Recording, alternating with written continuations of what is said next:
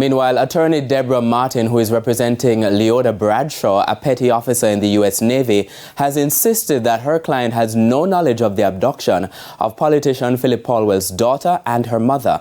Ms. Martin said her client is standing by her statement issued shortly after the disappearance of the pair, which states that she had absolutely nothing to do with it. In a statement issued last month, Ms. Bradshaw notes that the only interaction she's ever had with Ms. Patterson is through a brief Facebook exchange. According to Ms. Bradshaw, she received an email on September 5 advising her that Ms. Patterson had been trying to contact her on Facebook to inform her of her child with Mr. Paulwell. Ms. Bradshaw claims Mr. Paulwell had already told her about Miss Patterson and the possibility that the child was his. She said she advised Miss Patterson that she and Mr. Paulwell would ensure the child is taken care of financially and that a DNA test would be done to ensure that he is the father. Miss Bradshaw insisted that was the only time she had any interaction with Miss Patterson. She added that any reports on social media indicating otherwise are lies and will be passed on to her lawyer for action to be taken. The statement further notes, quote, "I will continue to pray for the safe return of Miss Patterson and her baby